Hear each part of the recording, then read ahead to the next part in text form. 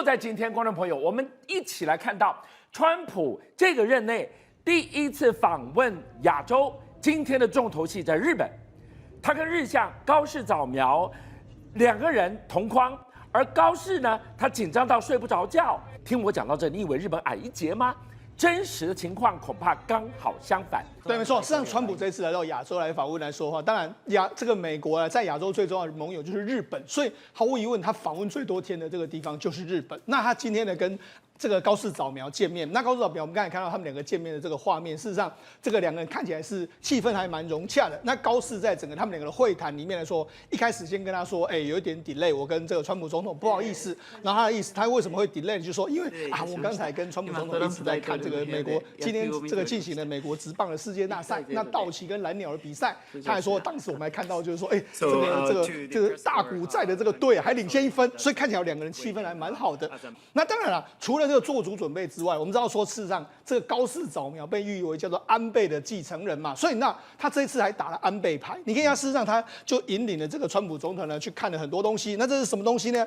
这东西来说啊，事实上是过去的安倍曾经用过的高尔夫球杆。那事实上跟他讲说，这是安倍这个已故总理所留下来的东西，这样一个状况。那事实上你看，因为我们知道川普很喜欢打高尔夫球，是之前呢这个韩国总统李在明就送他一个金的高尔夫球杆嘛。那但是这个是安倍用过，那当然有不同凡响。那尤其是川普曾经形容过，世界上呢跟他最好的朋友安倍可以说是他好朋友之一。他就说了两个人呢至少正式会谈有14次，然后电话会谈有37次。然后5次有电话这个高尔夫球球序，然后创造所谓的我就可以叫他进山，然后他可以叫我 Donna 这样一个蜜月关系。所以你看，当然在过去一段时间呢，安倍跟这个所谓川普可以说是麻吉。那这一次呢，高市早苗当然就打这个安倍牌，拉近他跟这个川普之间的关系呀。除此之外，今天大家关注的就是，可能川普也把日本当成了黑卡提款机，要就卡刷下去，日本买单。来看到高市有备而来，他除了打出了安倍牌，他也打出了汽车牌。对，没错。我们讲，事实上，前一阵子的这个美国跟日本呢，这个为了汽车问题，的确两个国家有点不爽嘛，对不对？那尤其是川普就说，我们大卡车都不能够卖到这个日本去，就没想到高市早苗就说这样子，我们日本政府要采购这个100辆，你看这是很大台的美国制的福特 F150的货卡。那货卡，这个问题是，你知道这个事实上用在日本根本没有那么大的马路，你要做什么用呢？他说没有关系，我们用在什么政府机构采用，我们用在道路跟水坝的检测用。那等于是他做了一个球给川普嘛，那川普马上就说，高市很有品味，那可是台很棒的卡车啊。那所以等于是说着，他这个之前美国川普一直批评说卡车卖不进去，我现在让你进来啦，我自己这个政府采购啊。还有另外一个，我就说这次川普我们知道过去他都是大拉拉的一个人，对不对？我们之前不是看过吗？他跟这个英国这个王室的查尔斯在阅兵的时候，他走在前面，查尔斯在后面，这样而且他去拍他的对耶。但是问题是，他这一次不一样哦，他这次来见天皇的时候就不太一样。我们事实上在27号的时候晚间，他抵达日本没多久的时候，他就到这个皇居，然后去见了这个天皇。那你看，事实上他跟德仁天皇这个见面的这个状况，两个人握手，都没有出错。然后后来进去皇居里面两个会谈，也大概谈了半个多小时。但因为不太一样，就是什么呢？你知道我们过去在看到川普跟任何元首见面的时候，他们都握手，但是旁边记者在那边President， 他在那边问很多问题，对不对？但是这一次完全静悄悄。你听，我们到现在不是没有开声音，我们有开声音，是你只听到那个闪光灯啪啪啪啪啪的声音，记者没人敢喊话，为什么？因为日本的这个皇室就说，我们这一次这个见天皇这个规格不一样，所以你不能够这个有这些所谓的这个媒体访问。这一次没想到西方媒体也配合，我相信是美国政府有跟西方媒体说不要再讲话啦。所以你可以看到，志忠刚其实勾勒到一个情绪，我们还没有看过瘾，就是这个画面。你看到大手大脚的川普来到天皇面前，他非常的守住规矩，他不能有任何的差错。我刚说了，因为天皇手上，日本手上有他川普此行亚洲行最想要的一把钥匙，那是什么呢？对，没错。实际上，为什么这个他非常重视日本？我跟他讲，如果就军事的层面来说的话，美日关系其实是亚洲最重要的一个关系。另外一个部分是这样子的，因为日本有非常多美国现在希望的东西，特别是你看今天的时候，这个高市早苗跟川普来这个签的所谓的稀土协议这个部分。好，那为什么签的这个部分呢？第一个，我们知道美国驻日本大使格拉斯就说了，日本不是跟美国之前有签贸易协定吗？日本不是要投资5500亿美金到美国去吗？然后这个部分是由美国指定要做什么嘛？那这个部分来说的话，就说这个日本准备要提振还有开发美国的稀土还有矿石加工。稀土是现在川普最念兹在兹的东西啊，日本要帮他，可以说是你看日本的资金来了没有话说，但是重点是什么？日本还有技术。为什么日本还有技术呢？我们跟他讲，现在过去一段时间，在这个中国还没崛起之前，世界上稀土技术最好的大概就是2个国家，一个是美国，一个是日本。只是说他们现在就慢慢沉沦的一个状况。然后日本媒体就说这样子，我们日本现在已经用很多新的技术了，在采用所谓的稀土回收稀土，摆脱对中国的依赖。为什么？因为事实上在之前2013年的时候，中日关系不好的时候，其实中国当时就已经用稀土打离日本，所以日本很清楚这个中国会搞什么花样。所以你看日本，你看他们的 Portigo 的这个金属重稀土的使用量来说，跟2000年相比，已经大幅减少到1/10。然后新月化学拥有这个分离还有精炼的这个边角料的话，废磁铁的话，已经可以提出这个稀土的技术。所以等于在过去这10年里面来说的话，因为被中国制裁，所以市场他们有非常多反制的这个作为。那这个部分可以供给美国做参考嘛？所以他早就开源节流，问题是他怎么样在可用的范围，甚至回收的这些不要的这些载具里面去萃取更多的稀土。未来他们可能有一个目标，就是把电动车回收。为什么这样讲？这是日本的这个综合研究所的电动车电池循环经济的白皮书。他说到我们要活用这个所谓的电动车回收的这个矿山。对，我们为什么他这样讲？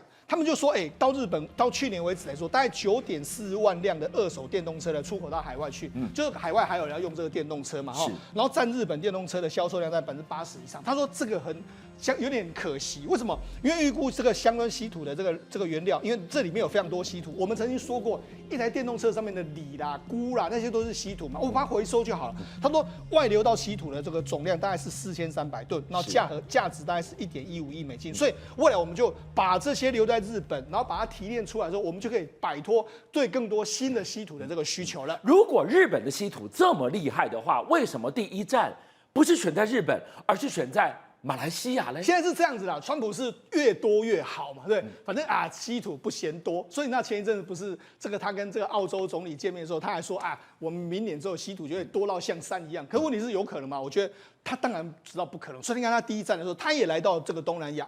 他来东南亚的时候，你看他跟泰国、马来西亚还有柬埔寨签了这个贸易协定嘛，对不对？还有签了一些所谓矿产合作协定。这里面最重要的就是马来西亚，为什么？因为事实上我们就讲全世界的这个稀土的供应来源来说的话，这个中国大概87%，那马来西亚居然也占了11%，第2位。对，然后爱沙尼亚大概2%左右。那尤其是在2023年的6月的时候，马来西亚探勘出说，他们在马来西亚境内大概约有1610万吨的这个稀土矿，然后在2023年的同年的11月，在这个槟城那找到170万吨的这个非辐射性的这个稀土的这个矿产，所以呢变成是说马来西亚要成为全球第3的存量，仅次于中国跟巴西。师聪讲过，其实你有稀土是一回事，你怎么把它精炼出来变成可用的稀土战略物资，那是另外一个技术。对，所以我就跟他讲嘛，事实上现在川普要的是什么？我要拿到更多稀土矿，另外一个是更多的技术。好，那为什么这样说呢？你看，这是这个南非矿业的资深人士的这个梅内也说，如果在竞争中取得主导，必须要在资金跟速度上面胜过中国。好，那我跟他讲，事实上稀土，如果你有看过稀土啦，稀土就是我们现在荧幕上看到一堆泥土。那一堆泥土呢？你怎么去裂解？你可能要用很多的水去把它过滤，然后用很多化学品这样去清洗，然后你要分解出什么，然后还要把它提炼出来。这个有非常多的 know how。那中国在从1980年代到现在为止，累积了20-30年，所以你要说你要短时间之内你可以找到那些矿，但是你要把它提炼出来，你那个技术还需要一段时间。所以你看。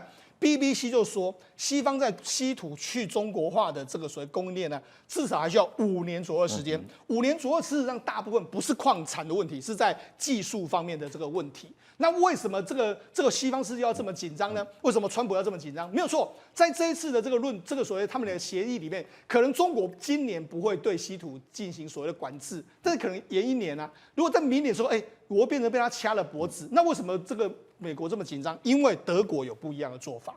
因为你看，因为中国扩大稀土的这个出口管制的时候，因为他要求说，你要这个给我一些，你要我的稀土可以，但请你教你为什么用这些稀土，那你用在什么地方，然后用了多少量？那原本你要逼我就范对他还不是说你要用我中国的格式，要用中文填写吗？对，就不想大家原本都以为没有人理他，就没想到德国企业居然跟北京交了这个供应链的这些东西，为什么呢？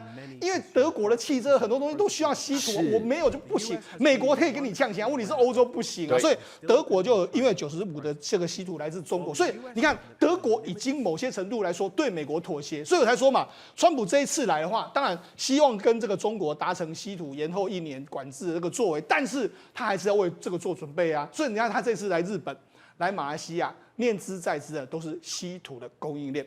今天聂教授在现场，老师，今天全世界都在关注这一场峰会，川普跟高市早苗两个人都笑得很开心。你说你读到不一样的讯号，先来告诉我们，川普这一趟任内第一次的亚洲行，他到底图什么、谋什么？这有2个问题啊，一个是面子和里子的问题。在面子上，他一定是好话说尽啊，他一释出各种善意啊，表示我们是多么的友好。可是当对方啊，我们讲高市也会用最高规的接待嘛，这高规的营售，他们一定会创造所谓的和融共好，这是面子。但里子不一样哦，美国就是大家都知道霸主嘛，他就是霸权、霸道、霸凌，从某个角度是这样哈。那基本上呢，川普他要什么，大家都知道，他之前打的关税，他要在全球提款。